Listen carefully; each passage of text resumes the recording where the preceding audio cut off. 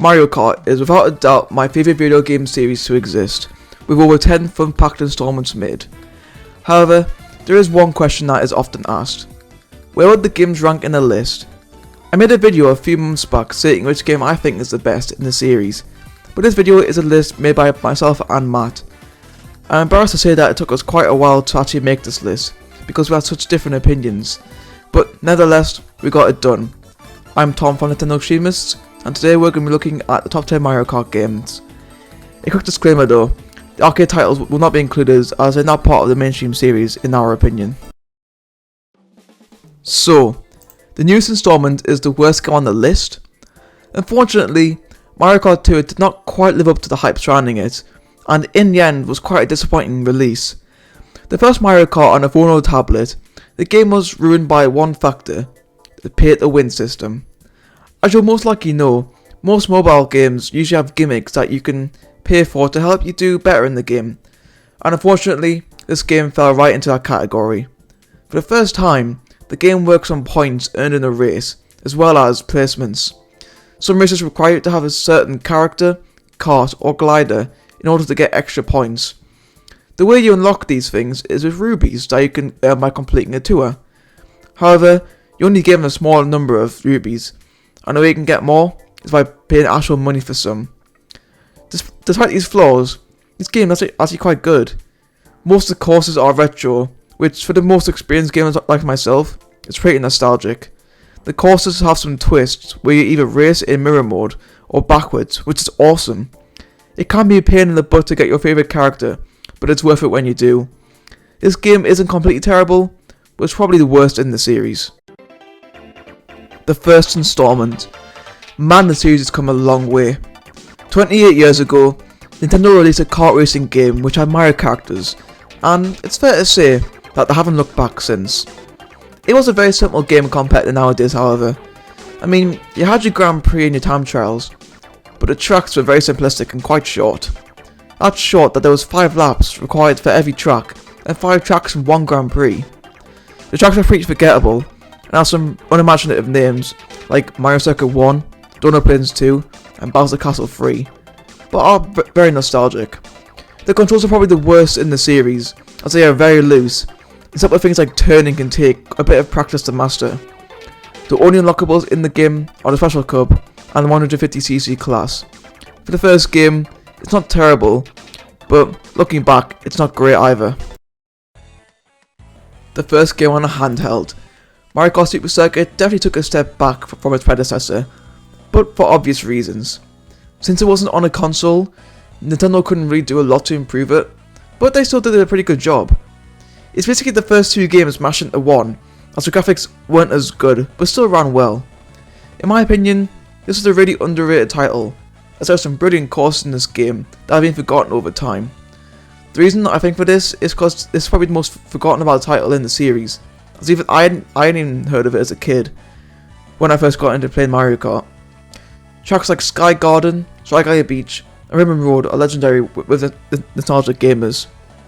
Like Super Mario Kart, the controls are pretty tricky to get used to, and aren't as good as what they are today. A fan favourite game, Mario Kart 64 is, in my opinion, the most overrated title in the series. Don't get me wrong, it's a fun game to play, but my god, it can be frustrating. This is the first game to have changes to the character roster, and some new tracks which have become icons in the series. In fact, 15 of the tracks have been recreated in the 4 newest games, with Wario Stadium the only one not being recreated, but it's almost likely that it will be in the next Mario Kart game. Mario Kart 64 was home to arguably the best battle track of all time, Block Fort. Overall, the battle mode actually is quite good in this game. I think the reason a lot of people like this game is because it was the first game which I played, which I completely understand, but in reality, not the best. The graphics aren't very good, and once again, the controls are very tricky to adapt with. If you are interested, I have a Let's Play on my second channel on Mario Kart 64, that will be linked in the description below. This may be controversial, but just hear me out. Mario Kart 7 is a good game, okay, but it's not good enough to be in the top 5. The graphics are stunning for my handheld in my opinion, but it's too similar to Mario Kart Wii. It feels like they just imported the sound effects and the character models from Wii, and just threw with them into this game. I know the character models look a bit better, but if you played both games, you can notice the similarities. They also took out the bikes. What the hell, man? So, aside from these, it's still a really good game. The tracks are unique, and in my opinion, are some of the best in the series. Yuzuka Park, Shy Guy Bazaar, and Makawuhu being amongst these.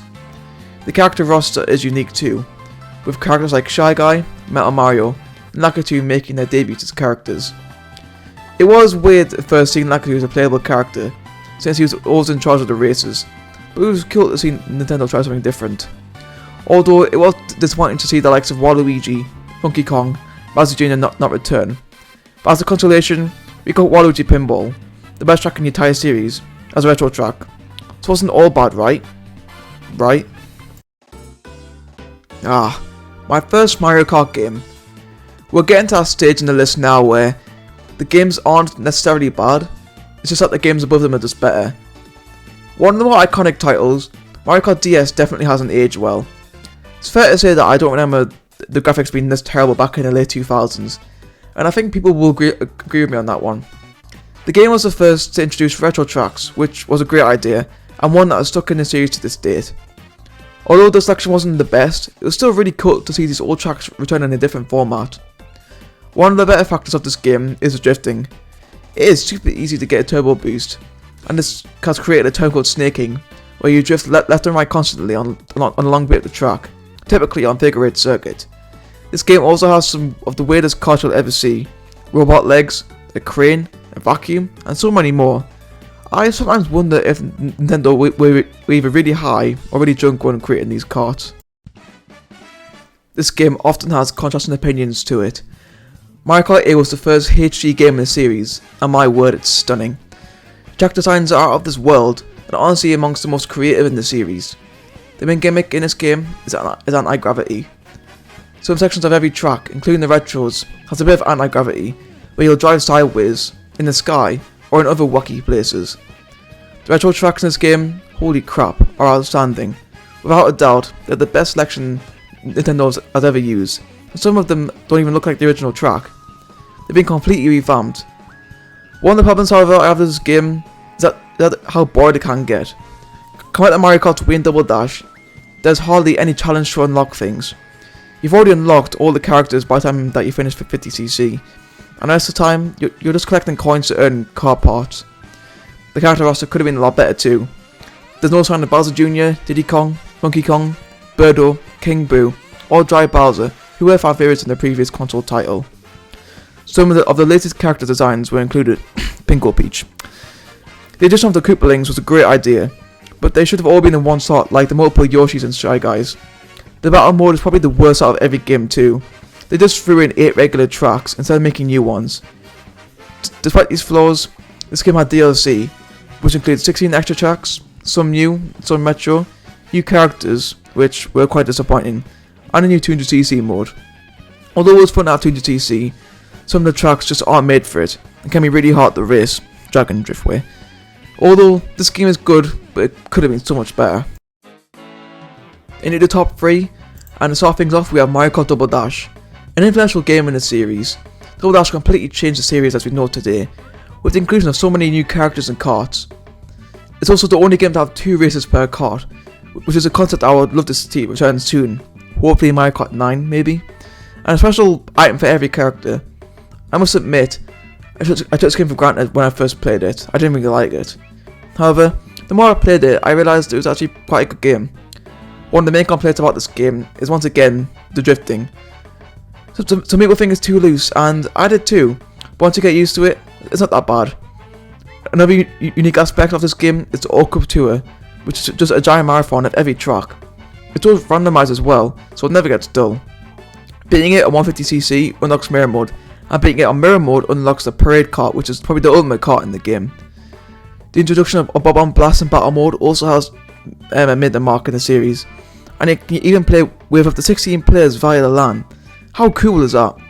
Also, like Mario Kart 64, I've done an entire let's play of this game on my second channel. I know what you're thinking, why is Mario Kart Wii number 2 on the list? It was my favourite game of all time. Well, remember in the intro that I said that this list was created by both me and Matt, and we had a tough time picking between the top 2. The best-selling game in the series, Mario Kart Wii introduced concepts that have remained in the game to this date, some which were having 12 races at a time, the inclusion of bikes, and the ability to do tricks off ramps. The great thing about the bikes is probably the inside drift, meaning that you can cut corners without going too wide and potentially dropping a few placements. The bikes play really differently to the karts too, and you can even perform wheelies to gain extra speed. Tricking off ramps is another way to gain speed. The bigger the trick, the larger the boost. The character roster is so unique too, with the additions of Funky Kong, Try Bowser, and the Mii's. This game is my personal favourite because you can never get bored. There's so much to do to this game to fully complete it and unlock everything. You're even required to complete time trials to unlock things, which is a great way to promote that game mode. Mario Kart Wii is loved by so many people that have been special servers created via CTGP, so that you can still play this game online today, and so many people still do. This game holds a special place in my heart, but there's one game that takes the cake. There isn't too much to say about this game, as it's very similar to the Wii U port, but this game is phenomenal, and it fixes everything that was wrong with the original. This game includes its own battle tracks, and even some retro ones. The character roster is the biggest in the entire game, with a whopping 42 characters to choose from. The game also brings back fan favourites like King Boo, Bowser Jr., and Try Bowser, and even introduces the Inklings from Splatoon. The DLC from the Wii U comes with this game too, so you don't have to pay for it again separately. Double items return to the game, and the great thing is that you don't have to go through a double item box to get 2 items. Simply going through 2 regular item boxes give you 2 items. How cool is that? The graphics have been polished too, so that they look absolutely fantastic, and are the best in the entire series. Overall, this game takes the cake, and is, in our opinion, the best in the whole series. So there you have it. Do you agree with all this? Comment down below your favourite Mario Kart, and how would you rank the 10 mainstream games? If you enjoyed, be sure to hit that like button, and if you're new, please subscribe and turn on notifications, so that you never miss a video in the future. Feel free to follow our social medias, which will be linked in the description down below. I've been Tom from Nintendo Streamers, and I hope you have an incredible day.